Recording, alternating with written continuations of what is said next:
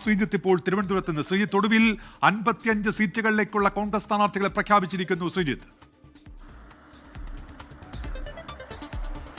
ഉന്മേഷ്, കാത്തിരിപ്പിനൊടുവിൽ കോൺഗ്രസിന്റെ ആദ്യഘട്ട പട്ടിക വന്നിരിക്കുകയാണ്. തർക്കമുള്ള സീറ്റുകൾ മാറ്റി നിർത്തിയും ഒറ്റപ്പേര് മാത്രം ഉയർന്ന സീറ്റുകളുടെ കാര്യത്തിലും ഒപ്പം തന്നെ സിറ്റിംഗ് MLA-മാരുടെ കാര്യത്തിലുമാണ് തീരുമാനം വന്നിരിക്കുന്നത്.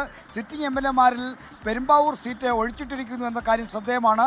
കണ്ണൂരിൽ കെ സുധാകരൻ ഉയർത്തുന്ന വിമത ഭീഷണി അല്ലെങ്കിൽ ഈ കലാപശ്രമം അതിനെ പാർട്ടി ഗൗരവപൂർവ്വം കണക്കിലെടുക്കുന്നു. അതുകൊണ്ട് തന്നെ കണ്ണൂരിലേക്കുള്ള ഒരു പ്രഖ്യാപനത്തിലേക്ക് ഈ പട്ടികയിൽ കോൺഗ്രസ് കടന്നിട്ടില്ല എന്നതാണ് ഏറ്റവും ശ്രദ്ധേയമായ കാര്യം.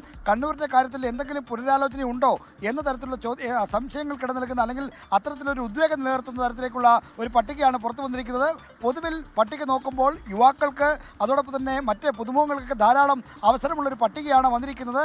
എന്നാൽ ഇവർക്കെല്ലാം ജയിച്ചു കയറാൻ കഴിയുമോ? പരിണിതപ്രജ്ഞനായ സിറ്റിംഗ് MLA-മാർ LDF-ൽ മത്സരിക്കുന്ന സ്ഥലങ്ങളിൽ ഇവർക്കൊക്കെ ജയിച്ചു കയറാൻ കഴിയുമോ എന്ന കാര്യമാണ് ഇനി അറിയേണ്ടത്. എന്തായാലും കേരളമൊട്ടാകെ ഒരു പുതിയൊരു നേതൃനിരയെ അണിനിരത്താനുള്ള ശ്രമം കോൺഗ്രസിന്റെ ഭാഗത്തുനിന്ന് ഉണ്ടാകുന്നു. ഇനി രണ്ടാം ഘട്ട പട്ടിക വരുമ്പോഴാണ് കൂടുതൽ ഈ കാര്യങ്ങൾ അറിയാൻ കഴിയുക.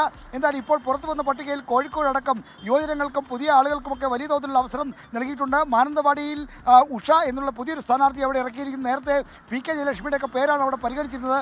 എന്നാൽ DCC ട്രഷറർ വിജയന്റെ ആത്മഹത്യയുമായി ബന്ധപ്പെട്ട് ആരോപണം നേരിടുന്ന IC ബാലകൃഷ്ണന് അത്തരം ആരോപണങ്ങൾ തള്ളിക്കൊണ്ട് വീണ്ടും സീറ്റ് നൽകിയിരിക്കുന്നു എന്നതും ശ്രദ്ധേയമാണ്. എന്തായാലും കോഴിക്കോട് ജില്ലയിലും അതോടൊപ്പം തന്നെ മലപ്പുറം ജില്ലയിലെ തവനൂരിൽ VS ജോയി എന്ന സ്ഥാനാർത്ഥിയാക്കിയതാണ് ഏറ്റവും ശ്രദ്ധേയമായ മറ്റൊരു കാര്യം. അവിടെ VS ജോയി ഉൾപ്പെടുന്ന സാമുദായിക വിഭാഗത്തിന് പ്രാമുഖ്യമുള്ള സ്ഥലമല്ല എങ്കിൽ പോലും VS ജോയി അവിടെ മത്സരിപ്പിക്കാനുള്ള തീരുമാനം പാർട്ടി കോൺഗ്രസ് എടുത്തിരിക്കുന്നു എന്നതാണ് ഏറ്റവും ശ്രദ്ധേയമായ മറ്റൊരു സംഗതി.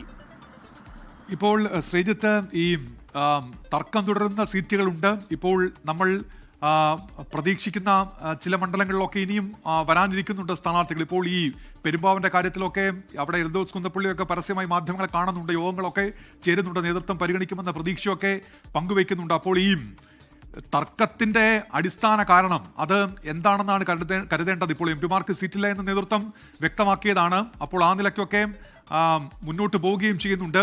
ഈ ബാക്കി നിൽക്കുന്ന സീറ്റുകളിൽ തടസ്സം എന്താണെന്നാണ് കരുതേണ്ടത് ശ്രീജിത്ത്? ബാക്കി നിൽക്കുന്ന സീറ്റുകളുടെ കാര്യത്തിൽ നേതൃതലത്തിലൊരു ധാരണ ഉണ്ടാകേണ്ടിയിരിക്കുന്നു. സ്ക്രീനിംഗ് കമ്മിറ്റി ശുപാർശ ചെയ്യുന്ന പട്ടികയാണ് കോൺഗ്രസിന്റെ കേന്ദ്ര ഇലക്ഷൻ കമ്മിറ്റി പരിഗണിക്കുകയും അന്തിമ അഖിലേന്ത്യാ പ്രസിഡന്റ് AICC പ്രസിഡന്റിന്റെ അനുമതിയോടുകൂടി ഹൈക്കമാൻഡ് പ്രഖ്യാപിക്കുകയും ചെയ്യുന്നത്. ഇവിടെ ബാക്കി കോൺഗ്രസ് മത്സരിക്കുന്ന സീറ്റുകളിൽ 55 എണ്ണം പ്രഖ്യാപിക്കുകയും ഇനി ബാക്കി ഒരു 10ഓ 25ഓ സീറ്റുകൾ കൂടിയാണ് കോൺഗ്രസിന് മത്സരിക്കാനുള്ളത്. അവിടങ്ങളിലേക്ക് വരുമ്പോൾ ബാക്കി ഒറ്റപ്പേരുകൾ എത്താത്തതാണ് ഏറ്റവും പ്രധാനപ്പെട്ട കാര്യം. പെരുമ്പാവൂരിന്റെ കാര്യമെടുത്താൽ പെരുമ്പാവൂർ സീറ്റിൽ നിന്ന് ഈ ലൈംഗിക ആരോപണത്തിൽ കേസിൽപ്പെട്ട എൽദോസ് കുന്നപ്പള്ളിയെ മാറ്റണമെന്ന അഭിപ്രായം ഒരു വിഭാഗത്തിലുണ്ട്.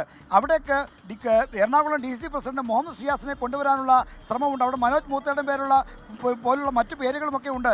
എങ്കിൽ പോലും ഈ എൽദോസ് കുന്നപ്പള്ളിക്ക് വിഘാതമാകുന്നത് അവിടെ പെരുമ്പാവൂരിലേക്ക് പുതിയൊരു സ്ഥാനാർത്ഥി അണിനിരത്താനുള്ള നേതൃതലത്തിലെ ചിലരുടെ നീക്കമാണെന്ന കാര്യത്തിൽ ഒരു തർക്കവുമില്ല. അതുകൊണ്ട് തന്നെ ആണ് പെരുമ്പാവൂരിന്റെ കാര്യത്തിൽ തർക്കമുള്ളത്. എന്നാൽ കണ്ണൂർ എടുത്താലും മറ്റ് മണ്ഡലങ്ങൾ എടുത്താലും അവിടേക്കൊക്കെ തീരുമാനം ഇപ്പോൾ ചെങ്ങന്നൂർ, ആലപ്പുഴ ജില്ലയിലെ ചെങ്ങന്നൂർ എടുത്താൽ അവിടേക്ക് കായംകുളം അത് എടുത്താൽ അവിടേക്ക് തീരുമാനം വരാനിരിക്കുന്നത് ചില തർക്കങ്ങളും മറ്റും ഉള്ളതുകൊണ്ടാണ് ഒറ്റപ്പേരിലേക്ക് എത്താൻ നേതൃതലത്തിൽ ഇതുവരെ ഒരു സമവായം ഉണ്ടാക്കാൻ കഴിഞ്ഞിട്ടില്ല എന്നതാണ് കോൺഗ്രസ് നേരിടുന്ന പ്രശ്നം. എന്തായാലും 20-25 സ്ഥാനാർത്ഥികളെ കൂടിയാണ് ഇനി കോൺഗ്രസ് പ്രഖ്യാപിക്കാനുള്ളത്. ലോകത്തെവിടെയായാലും ഏത് സമയത്തും 24 വാർത്തകളും ഓഗ്മെന്റഡ് റിയാലിറ്റി പാക്കേജുകളും എക്സ്പ്ലെയിനറുകളും വിശദമായി കാണാൻ ഞങ്ങളുടെ YouTube ചാനൽ നിങ്ങൾക്ക് സബ്സ്ക്രൈബ് ചെയ്യാം.